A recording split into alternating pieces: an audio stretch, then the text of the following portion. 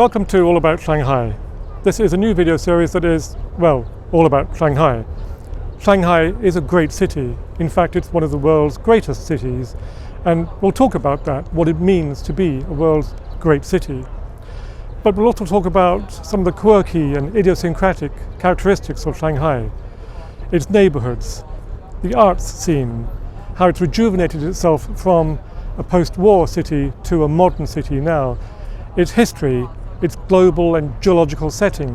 Shanghai, after all, sits on one of the world's greatest active deltas. It sits at the mouth of one of the world's greatest rivers, the Yangtze. We'll talk about one of the rivers that runs through Shanghai, which is the Huangpu, and its river traffic. We'll also talk about its architecture. This is one of the world's greatest modern skylines, the Pudong skyscrapers. The tall, twisty one, the Shanghai Tower, is more than 630 meters high. It's the second tallest building in the world.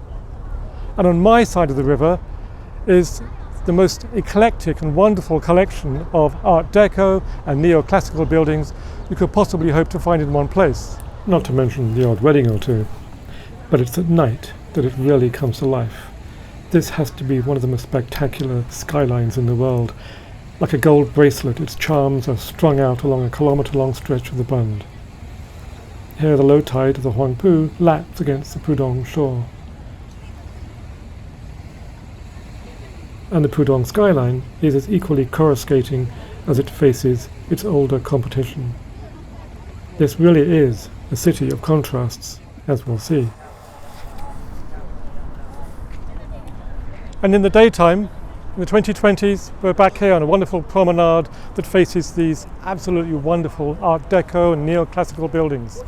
But between those turn of the previous century and these turn of the last century magnificent skylines lies the Huangpu River. Every great city has a great river running through it. You might think for Shanghai it's the Yangtze, but it's not. It's the Huangpu. This is a wonderful river partly because it's not a river at all. It's long and thin, has a lot of water in it, but it's not a river. And we'll talk about why that is later on. Shanghai is more than all of this, of course. It's the hundreds of local eateries, the river park, the Art Deco buildings, the art gallery. Wait, go back to the art gallery. This is worth a pause. This is an upside-down pyramid. It's a hangover from the 2010 World Expo. And if the building isn't enough, then inside is a giant replica of the famous Song Dynasty diorama, the Chengmen Festival. Today's version is more than 100 meters long and 7 meters high, and the characters are animated. It's really fantastic. If you're going to see all of this, you have to get around Shanghai. One way to do that is with a bike and the right app. So a quick scan of the QR code, and we are ready to go.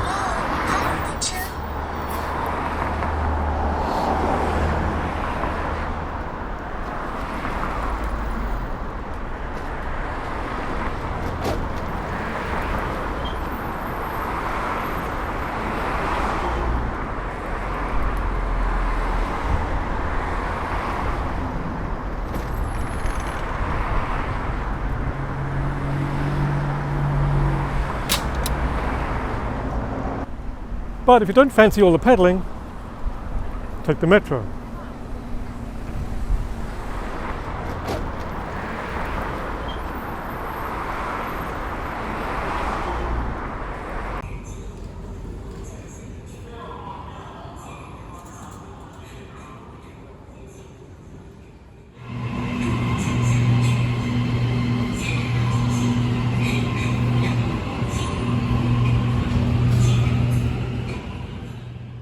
So no matter how you measure it, Shanghai's metro is the longest, the biggest, and depending on the day, one of the busiest in the world. About 10 million people use this per day.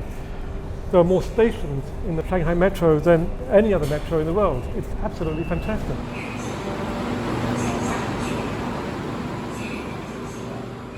And it only began in 1993, which is about 2 decades after Dark Side of the Moon was released. That's a big deal to some of us. Shanghai has a history, of course. Along with Hong Kong, Shanghai became China's first bona fide international city following the 1842 Treaty of Nanking, now Nanjing. But whereas Hong Kong was effectively a British colony, Shanghai was always intended to be Chinese and international. To one generation, perhaps mine, Shanghai became known for its apparent lawlessness, its gangs, or triads, which lived symbiotically with the famous Shanghai Municipal Police.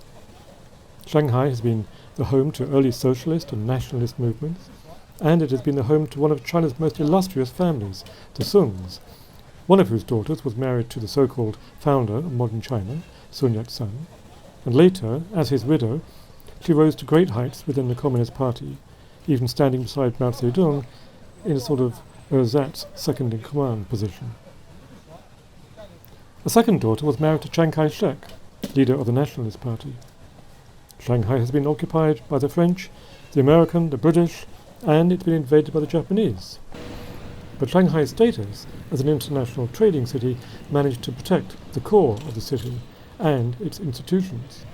In fact, its institutions were often bankrolling those who were about to gain the upper hand in power. And through all of this, the city's aspirations were always high. Shanghai explicitly set its sights on being the New York and Paris of the East. And that aspiration is tangible here, albeit incomplete. I'm in the north part of modern-day Shanghai, which was the Chinese part during the 1920s and 30s. This is where there is a thwarted plan for a grand municipal Shanghai, a plan to put Shanghai on a par with Paris or Washington, D.C., and all designed by a young Chinese architect called Deng Dayu.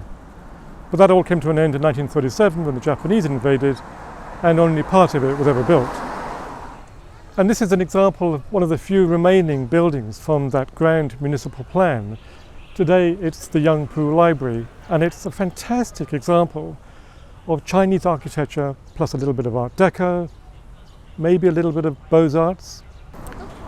And this is the centerpiece of the entire grand municipal plan. This is Shanghai's original city hall. Unfortunately, now it's tucked away behind this wonderful university gate and within the campus of Shanghai's University of Sport.